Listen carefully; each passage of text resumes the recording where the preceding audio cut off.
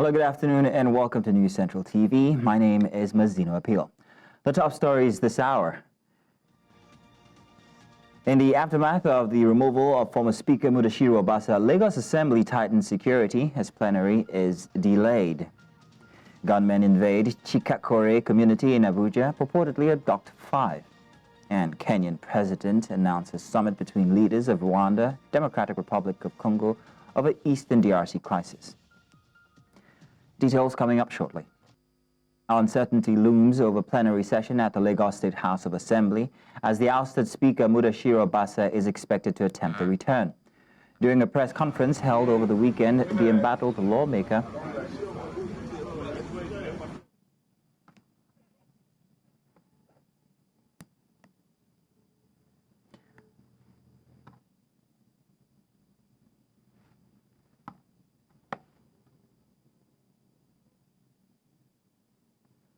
During a press conference held over the weekend, the embattled lawmaker maintained that he remained in office, insisting that due process must be followed before his removal can be considered valid. News Central's Sagir Ibrahim has been closely monitoring developments since Obasa's removal. He's currently in the State Assembly complex and joins us live with more details. Unfortunately, we are still trying to establish connection with Sagir, so as soon as we do, we'll make sure that we bring him to you. Now moving on to security matters. A family of 3 have reportedly been abducted in Chikakore, a community in the Bwari Area Council of the Federal Capital Territory. The gunmen were said to have invaded the area early on Monday morning. The victims are believed to include a man, his wife, their son, and 2 other individuals. The abductors are yet to contact the victims' families, but this incident highlights a disturbing rise in abductions within the nation's capital in recent times. However, in a statement, the spokesperson for the police in the FCT, Josephine Adeh, confirmed that a search and rescue operation has been launched to secure the victims' safe recovery and to apprehend the perpetrators of the kidnap. The Defense Headquarters has confirmed that troops of Operation Hadinkai killed over 70 insurgents, including 3 key commanders in ongoing clearance operations in Borno State. This is contained in a statement made available to newsmen and signed by the Director Defense Media Operations, Major General Edward Buba. The operation targeting the notorious Timbuktu Triangle began on 16th of January.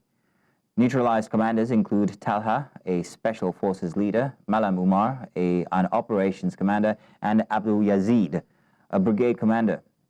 Insurgents deployed suicide bombers, explosive-laden vehicles, and drones, but troops successfully countered these tactics. However, 22 soldiers lost their lives, and several others sustained injuries. The military urges the media to withhold names of fallen soldiers to ensure next-of-kin notifications are completed.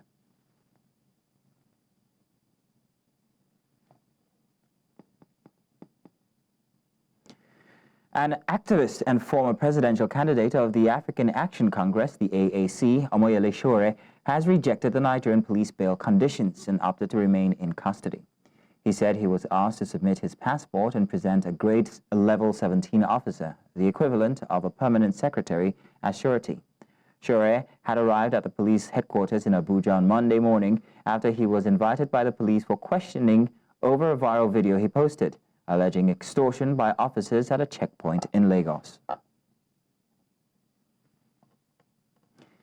Let's now cross over to the Force Intelligence Headquarters, Abuja, where our correspondent Joshua Marai is on standby to give us more details. Joshua, good afternoon. Thank you very much for being on standby. So if you will, please do tell us, what new information have you been able to gather this afternoon? Well, the case with that Sowore is currently experiencing has taken a drastic turn, rather, if I may say, because what started as an invitation from the Deputy Commissioner in charge of the Deputy Inspector General of Police in charge of the Force Criminal Investigation Department actually turned into an interview session. From being an interview session, actually graduated into a case where they are now asking Sowore for bail. But based on what we see so far, Sowore has released a couple of Facebook posts for the past 4 hours that he has been in the enclave of the FCID here in Abuja, and one of which is prominent. He said, I have rejected this is Sowore speaking. He said, I have rejected the bail condition asking me to present a level 17 permanent secretary. Instead, I have offered to remain in police custody pending when the joke is over with. This is not just the end of the series of posts that Sowore has sent across social media channels. He also sent another one which he said, the Nigerian police force has requested that I deposit my international passport and provide a level 17 servant as a guarantor for bail, but I have declined this condition and opted to remain in police custody pending when the charges are reviewed and when he'll be taken to court. Earlier on, the counsel representing Sowore in this particular case, that is the person of Masha Abubakar, came forward, as well as the GID Onju, who are actually saying that this has actually triangulated from what was actually the case being leveled against him to a case of witch hunt, which they are saying that Sowore is being targeted at this point in time because of his continuous onslaught against the IGP, where he's alleged that he's saying the IGP is an illegal IGP. So the lawyers are saying that based on this kind of person, based on the kind of person who Sowore is, and for the fact that he has contested in this country, and is somebody who is well known in this country, he's supposed to be given bail based on self-recognizance. But however, we are here, and Sowore is saying he's not subscribing to that term, the term presented to him by the officers of the Nigerian Police Force at the First Criminal Investigation Department here in Abuja. Let's talk about those terms. Can you tell us about these bail conditions, what exactly they are? We hear a level 17 surety. What more is included in the terms? Well, for someone like Sowore, and particularly in this case, it has never, I don't think it has been ever heard before where a civil servant in the level of a permanent secretary is serving as a shorty to one who is in the custody of a police. But however, the bail conditions are something that I have not seen in a while, and Sowore himself is not comfortable with, because based on what he's saying that if he subscribes to this bail condition, then he's more or less pleading guilty to the charges that he is not aware of. Aside the level 17, they even asked him to deposit his international passport to quarantine his movement and restrict his movement to Nigeria, particularly Abuja. Okay. Hi, Marai. I'm wondering exactly what the case is here regarding this situation. Now, the police aren't bringing any case against Sowore, but the court is saying that he put out a video on social media that went viral where he talked about extortion. That video went, I think everybody saw that video. I'm not sure if there was any specific instance of money being requested from him on that video. So what exactly is the case? What's the court saying and what's the police saying? Well, the case has not been brought before the court at this point in time. But what the police is saying that he's evading, particularly what they say is it was actually the crime here is that for a fact that he did not stop when the police officers told him to stop on that particular video, and cyber stalking and a series of allegations and statements that were made against him. Okay, so to be specific, it's his refusal to adhere to police advice and then cyber stalking, and this is what the police is bringing against him. Basically, yes. That is the case here. All right. Well then, thank you very much, Joshua. We'll be coming to you for more details on this event as it unfolds. Thank you very much indeed. It's a pleasure. Now we go on a short break, and when we get back, we've got more here inside of News Central.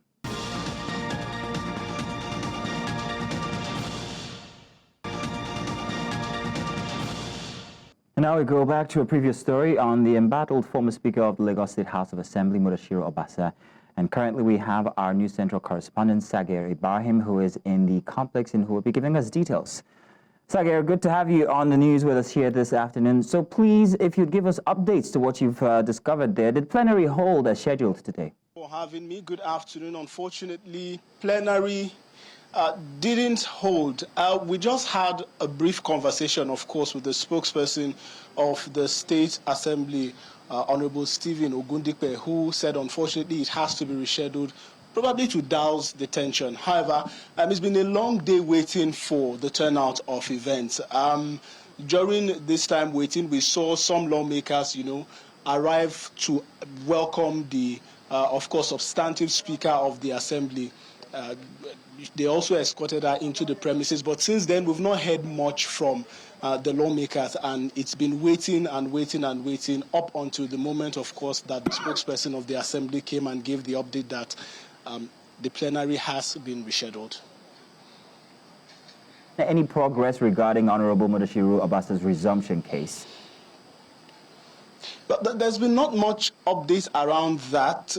Nobody is saying anything, and we've not seen or heard from him as at this moment. But some things to notice. Well, during our time waiting here, we noticed movement, of some individuals up and around the premises. Some are saying maybe it's some sort of maybe another tactic to prevent a forestalling, to forestall, of course, the issues that may occur, maybe regarding violence, maybe regarding the complex being attacked by those who may be seen as supporters of the removed speaker. But then it's been really quiet. Security situation here, of course, had been beefed up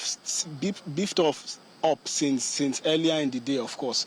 And we've seen the activities of more policemen, especially, around the entrance of the premises, just also to forestall any sort of breakdown of law and order. Okay. And based on your observation, what's your assessment of the situation so far? Calm, or is it tensive? Excellent question, Mazino. I think that the situation is calm, yes. But most importantly, I also think that a lot of effort is being put to ensure, that the issue does not escalate more than it already has. Of course, if you would recall, just a couple of days ago, the removed speaker made bold statements saying that he remains the speaker until, due process is followed to remove him, and then he would not contest the removal. So this has caused some sort of ripple, within the political space here in Lagos, with some expecting that the turnout of events could become violent. But thankfully, the activities here have been calm. The activities here have been devoid of any kind of violence. It's been quiet, and unfortunately, the plenary didn't hold. Well then, thank you very much, Sagir. We'll keep you there and perhaps maybe come back to you for more if anything happens. Thank you very much, Sagir. Thank you so much, Mazino. Now, away from that, the recent proposal by the House of Representatives to decentralize Nigeria's Supreme Court has garnered widespread support, particularly from legal professionals across the country. On 9 December, the House introduced a bill seeking to establish 5 additional divisions of the Supreme Court alongside its existing headquarters in Abuja. The proposed divisions would be located in Umuahia, Bauchi, Uyo, Lagos, and Kano. The initiative aims to enhance access to justice, reduce logistical cost for litigants, and expedite the resolution of cases. The Abuja headquarters would continue to serve the North Central region. Legal experts, including National Publicity Secretary of the Nigerian Bar Association, Bridget Edokwe, have praised the proposal as a much-needed reform to improve the justice system. And to make sense of this, we're joined by Executive Director, Sterling Center for Law, Deji Ajari. You're welcome. Thank you very much for joining us, Deji. Good to have you here this afternoon.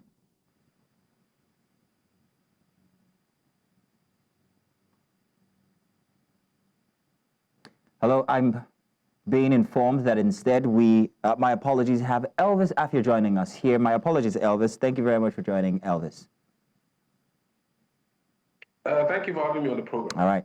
Now, Elvis, let's get started by asking what specific structural changes would be required in the Supreme Court system to facilitate decentralization while ensuring legal uniformity across the jurisdictions.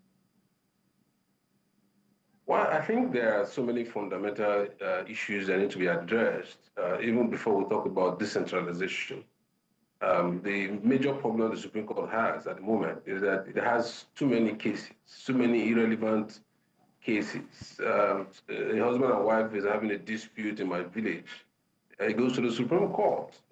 There's a piece of land in my community, and such matters goes to the Supreme Court. I think that's a fundamental issue that we need to address, that we need to limit the category of cases that should get to the Supreme Court. Supreme Courts globally are meant to address fundamental constitutional issues that affect the entire nation, not family disputes, personal disputes. Typically the issues that should go to the Supreme Court are issues that touches on fundamental human rights, that touches on the on Constitution, and of course, it matters of general importance to the entire nation. So that is the foundation that we must address. Until we address that, we're not going to make headway. Another issue we need to address is the number of judges that you have at the Supreme Court. The Constitution says it should be 21. 21 justices of the Supreme Court cannot possibly serve the nation based on the current dynamics, which is that almost all cases, jurisdictional matters, preliminary matters, all goes to the Supreme Court. And so you don't have enough judges to handle the cases. And what you now have is that a simple appeal to the Supreme Court will take a minimum of 10 years today to be resolved. And so those are some of the issues that we need to address. And then when you now have a lot of judges, then you also decentralize. You don't have to have the Supreme Court in Abuja alone. There could be regional, there could be divisions in the same Supreme Court, but just hearing divisions across the country. That will, decongest some of these cases, reduce the cost of traveling to Abuja from different parts of the country for litigants who indeed have genuine cases, but do not have the financial muscle to address them. Elvis, I hear what you say there regarding traveling, but how else would decentralizing impact the distribution of caseloads among lower courts now? And what mechanism could be put in place to prevent backlog like we're seeing currently or delays in these courts? Well, like I said, the current reality is that the Supreme Court is overwhelmed. There are too many cases being heard in Abuja. So when you decentralize and you employ more judges, that means you have more hands to address appeals from different parts of the country. That will go a long way in decongesting the court. That will go a long way in reducing the time it takes for cases to be resolved. Because what you have now is you just have the Supreme Court in Abuja. And how many cases can they hear in a day? How many cases can they hear in a month? But on a daily basis, appeals are pouring in from all parts of the country. Don't forget that you have a court of appeals across the country, in many states of the country. And so appeals from these courts of appeal, from these divisions of the court of appeal from different parts of the country, goes to the Supreme Court. And you just have one Supreme Court hearing all these appeals from all over the country. So when you decentralize, what you would have succeeded in doing is to reduce the workload of those judges in Abuja, and which will in turn reduce the number of cases that is being heard by them, and then reduce the time it takes for cases to be resolved. Okay. I think that is the positive that you expect from decentralization of the Supreme Court. Okay. So to what extent can technology then play, such as virtual courtrooms, perhaps, or maybe AI-based tools? Could they be integrated into the decentralized system? I mean, that's also one of the things we need to consider. Applying current technology, AI, relevant resources to assist in justice delivery. And when you have that, you can also address some of these issues. You still have most of our courts, apart from just the Supreme Court, we still do a lot of manual work, and which reduces the time it takes for cases to be heard. Papers are still filed, physically, and so you have a lot of papers before the judges. If most of these things are in electronic forms, and that can, it can ease the wheel of justice and make it more timely, more efficient, and more accessible to the people. Because what you have now is, you have the court is bogged down by so many documents, so many papers. There are AI now that can help even judges in, getting the facts of cases without having to do it the way we used to do it. So these resources can be deployed by the court. But one of the issues that people are concerned about with that is, issues about data protections, issues about exposing, cases, issue about the possibility of, judgments being fabricated or whatever using some of these tools. But I want to believe that security measures can be taken, to assist the court in ensuring that technology is deployed to assist in this decentralization, to assist so that you don't have to travel to Abuja, for example, to file appeals at the Supreme Court. You can file it from the comfort of your office. Mm-hmm. Some of these hearings, applications, you don't have to go to Abuja for applications. Those can be done virtually. And today, that would fast track the process of justice delivery. Well, I just want to say thank you very much for giving us your expert opinion on the matter. Thank you indeed. Thank you for having me on the program. Moving on now, Timileyin Ajayi, the suspect accused of killing Salome Adaidu, has pledged not guilty to her murder. He entered the plea on Monday during the arraignment before Justice Simon Akpogi at the Nasarawa High Court in Lafia, the state capital. Ajayi is facing 1 count of culpable homicide, punishable by death under the Penal Code of Northern Nigeria. The 32-year-old was apprehended for allegedly murdering his girlfriend, Salome Adaidu, a 24-year-old member of the National Youth Service Corps. Adaidu had been serving at Nikon Insurance in the nation's capital, Abuja, prior to her death. According to reports, Salome was murdered when she visited the suspect at his residence in the Papalana area of New Karshi, located in Karo local government area of Nasarawa State. We're now joined live by our correspondent Chizoba Nyonwe, who is standing by for the latest on this story. So good afternoon, Chizoba. What new information do you have on this story, please? Good afternoon, Nigel, and thanks for having me. Well, the hearing commenced this morning, about 4 or 5 hours ago, and unfortunately, Mr. Timileyin Ajayi, of course, pleaded not guilty.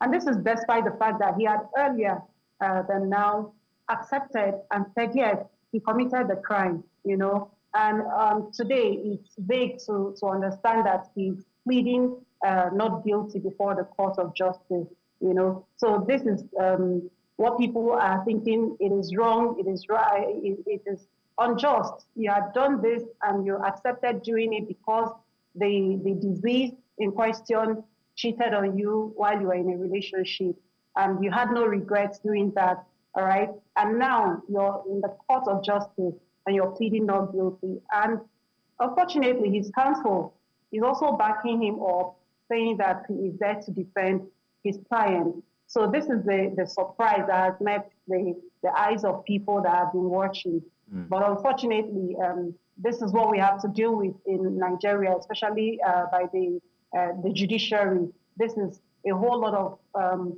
items that will be on their table to ensure that they have the trust of the masses.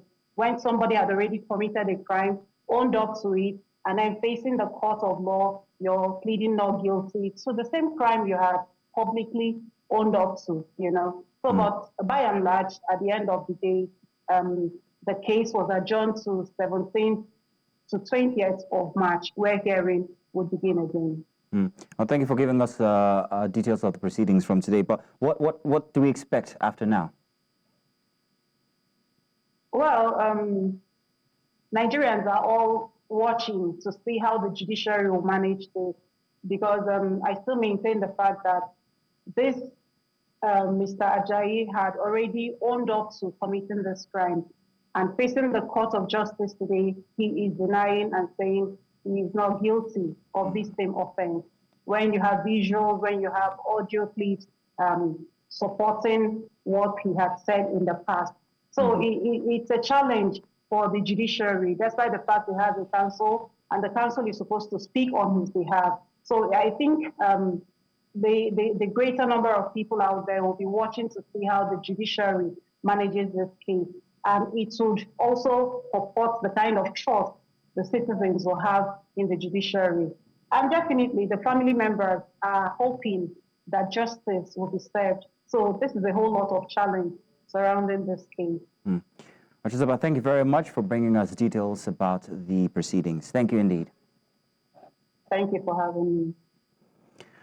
Now, the United Nations Children's Fund, UNICEF, is raising the alarm over a surge in cases of severe acute malnutrition in Nigeria's northeast and northwest regions. A crisis, it says, affects over 5 million children. UNICEF's representatives in Nigeria, Christian Munduate, disclosed this during a visit to Zamfara State in northwest Nigeria. Now, News Central Sagir Ibrahim reports from Zamfara, where he monitored the activities of the UNICEF delegation. Christine Mundwati and her team began their visit at Gidandawa Bungudu Model Primary School, where she interacted with children and stakeholders. The team then proceeded to the Dr. Karima Primary Health Care Center, where UNICEF is running an outpatient therapeutic program center. Based on the severity of the case, they are managed based on that as outpatient. Those who have severe cases are referred to the stabilization center. Another stop was the stabilization center at Yarima Bakura General Hospital.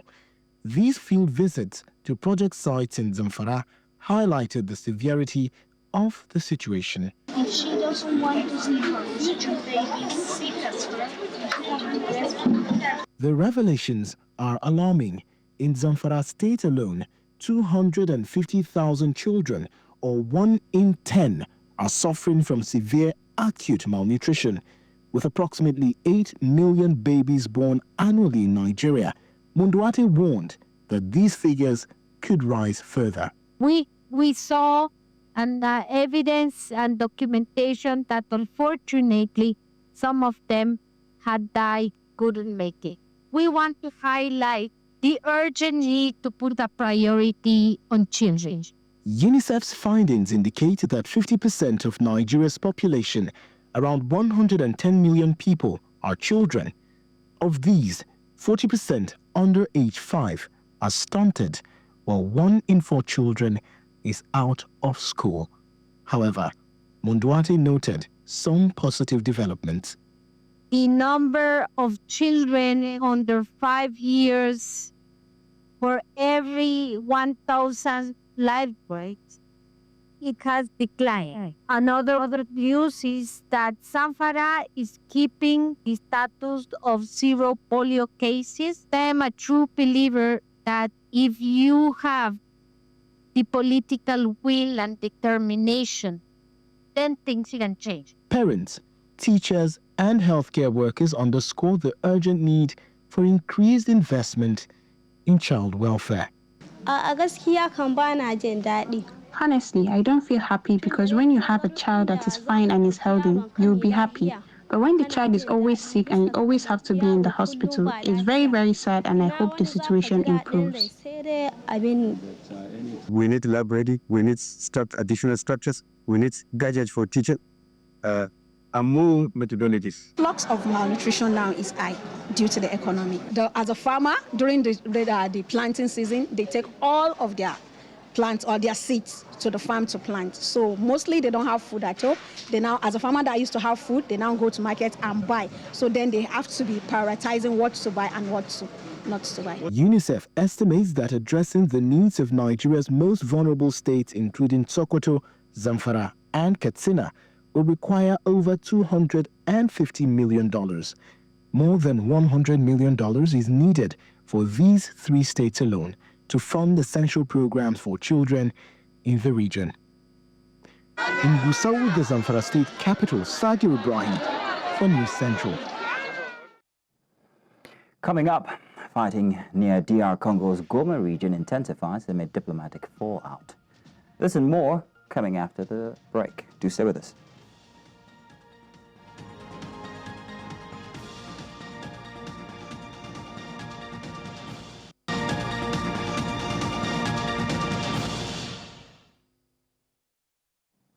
Welcome back. Kenyan President William Ruto on Sunday announced a summit between the leaders of Rwanda and the Democratic Republic of Congo over the crisis in eastern DR Congo within the next 2 days.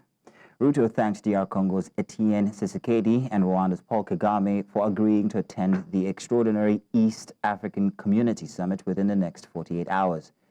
Heavy clashes between Congolese forces and Rwandan-backed M23 fighters in eastern DRC edged closer to Goma on Sunday as the UN Security Council scheduled an emergency meeting. Amid escalating violence, both the DRC and Rwanda withheld their diplomats, further straining relations.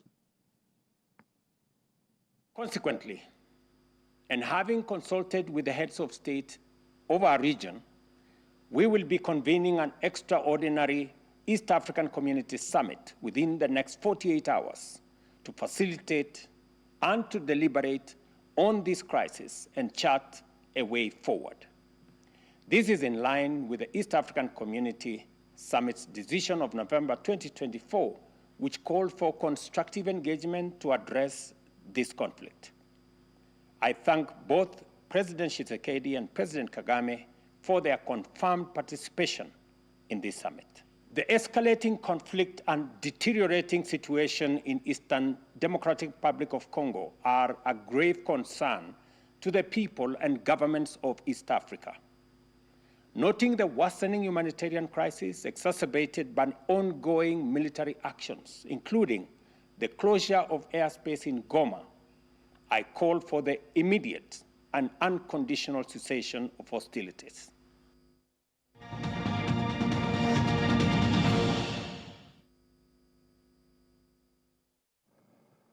Now, Palestinians have begun returning to northern Gaza following an agreement between Israel and Hamas for the release of 6 more hostages. This development comes amid a fragile ceasefire aimed at ending the ongoing conflict, which has severely impacted Gaza and displaced a significant portion of its population. Large crowds were seen moving north on foot along the coastal Rashid Road towards the formerly deserted area. This arrangement sets the stage for further hostage-prisoner exchanges, as Israel had previously blocked the return of many Palestinians to the north, accusing Hamas of breaching the ceasefire by not releasing civilian women hostages.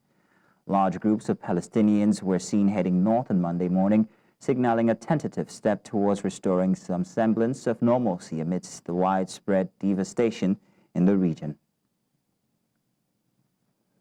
For more on this, I'm joined by international correspondent Afe Hagen. Afe, good afternoon. Thank you very much for joining us on the news. Let's get started by asking what the latest on the thousands returning to northern Gaza is. Well, it's thought about 200,000 people have crossed the checkpoints at the Netzarim corridor earlier on today. Those checkpoints opened about 5 a.m. GMT, so a huge amount of people, 200,000, crossing over to those checkpoints. Now, vehicles were allowed after inspection. It will take a long time for those vehicles to get through. So actually, most people have been crossing that checkpoint on foot. But for many, they are returning to rubble and ruins. It's thought about 3/4 of the buildings in Gaza City in North Gaza have been destroyed. Now, also today, we're hearing reports from Israel about the condition of hostages that are due to be released. Remember, in this first phase of the ceasefire, 33 Israeli hostages were supposed to be released in return for 1,900 Palestinian hostages. Now that we know that 25 of those 33 are expected to be released alive, and 8 of those hostages are now dead. That's 8 of the Israeli hostages we have been told have been killed, and their families have been informed of that situation. So what do you know about the hostages that are being released this week?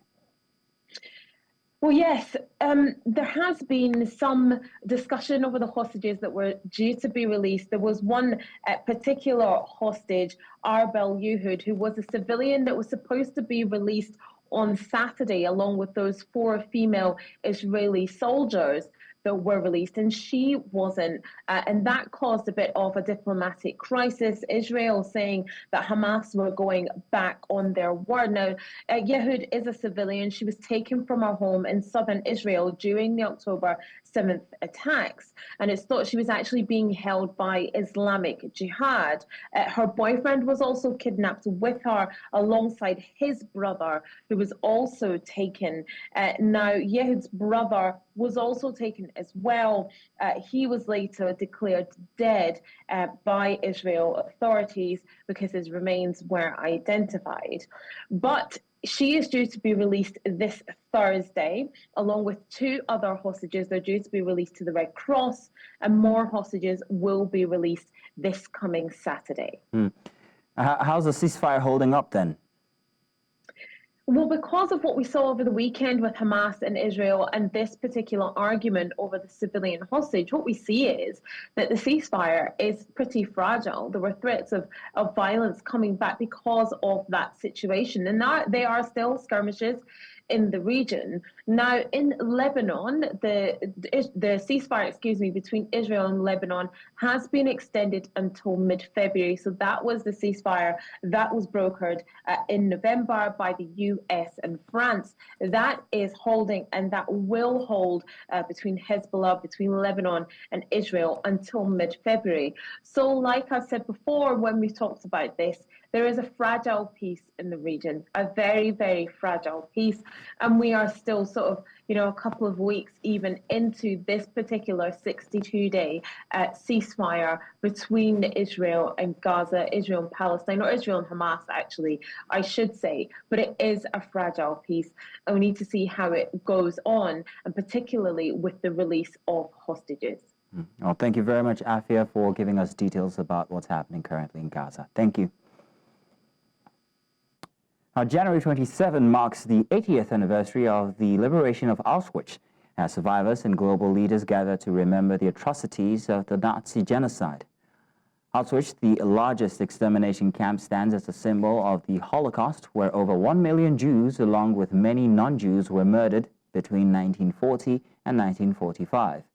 Polish President Andrzej Duda laid flowers at the site, joined by survivors who some wearing the blue and white striped uniform from the camp. I beg your pardon. Now, a major ceremony is scheduled for later on Monday, with leaders including King Charles III and French President Emmanuel Macron in attendance. This year, the focus is on the survivors, with no political speeches planned.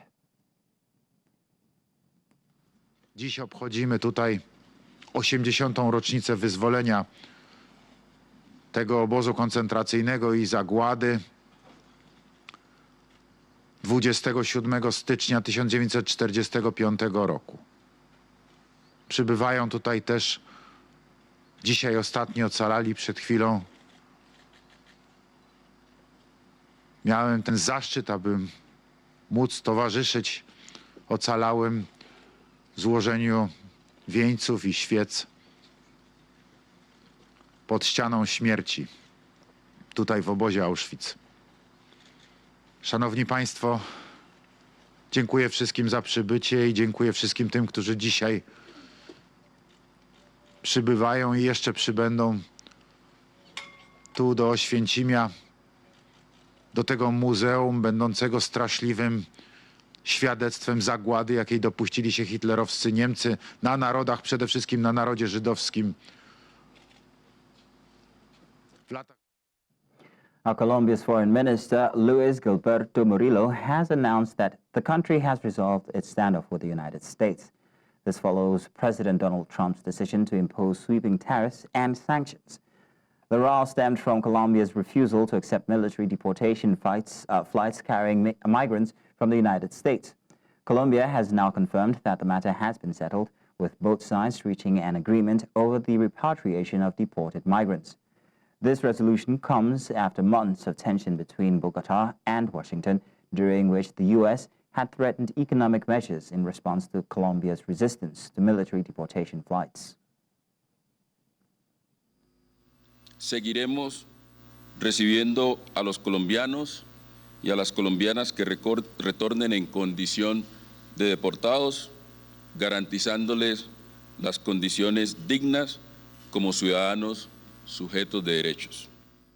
El gobierno de Colombia, bajo la directriz del presidente Gustavo Petro, tiene dispuesto el avión presidencial para facilitar el retorno de los connacionales que iban a llegar hoy al país en horas de la mañana en vuelos de deportación. Colombia ratifica que se mantendrán los canales diplomáticos de interlocución para garantizar los derechos, el interés nacional y la dignidad de nuestros ciudadanos. We'll take a short break now. When we get back, it will be business and sports.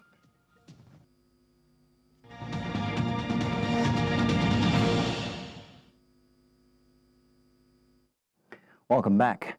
RiseVest has defended its operations, clarifying that it is registered under Lagos State Cooperative Society laws and supported by SEC-licensed entities, Meristem Trustees Limited and Chaka Technology Limited. This comes after Nigeria's Securities and Exchange Commission issued a warning advising investors to verify authorizations before engaging in capital market transactions.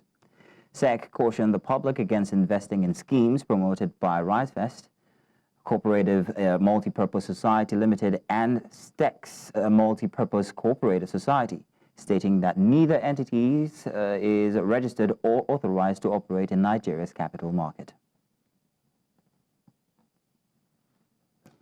Nigeria attracted $700 million in investment in compressed natural gas and electricity vehicles last year, driven by incentives introduced by President Bola Tinubu. Olu Verjian, Special Advisor on Energy, credited the reforms for increasing investors' interest in Nigeria's energy sector. Tinubu's energy vision prioritized abundance and affordable and sustainable energy for domestic use and support. Key reforms include Directive 40, establishing Nigeria's first competitive fiscal framework for non-associated and deepwater gas, alongside additional incentives to boost liquefied petroleum gas, CNG, and mini LNG infrastructure, fostering growth in the electricity, mobility, and energy sectors.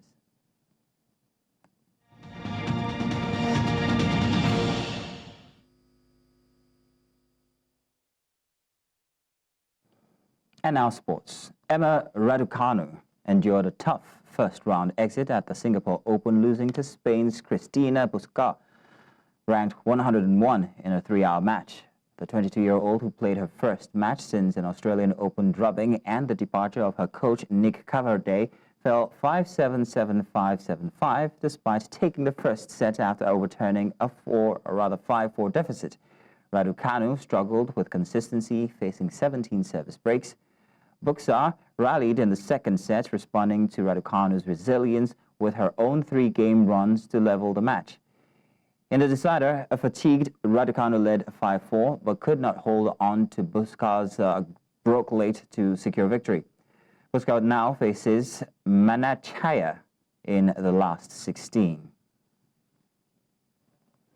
And the Spanish Football Federation has revealed that Euro 2024 winning coach Luis de la Fuente has extended his contract till 2028.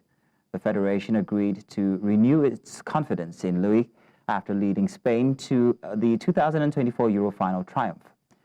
The 63-year-old has been in the post since 2022, guiding Spain to the Nations League title in 2023 and then to victory against England in last year's Euro final. Martin Anselmi has been named as the new head coach of FC Porto, succeeding the recently sacked Victor Bruno. The Argentine arrives at the FC Porto from Cruz Azul and has signed a contract valid until 2027 with the Dragons. Anselmi was seen at the match against Santa Clara, which ended in a 1-1 draw at Estadio de Dragao. He'll take the reins on Thursday in Belgrade against Maccabi Tel Aviv in a final match in the Europa League group stage. The Dragons must win to progress to the playoffs. And that's all this hour on the news, but thank you very much. Do remember, you can watch News Central live on DSTV, channel 4. My apologies there.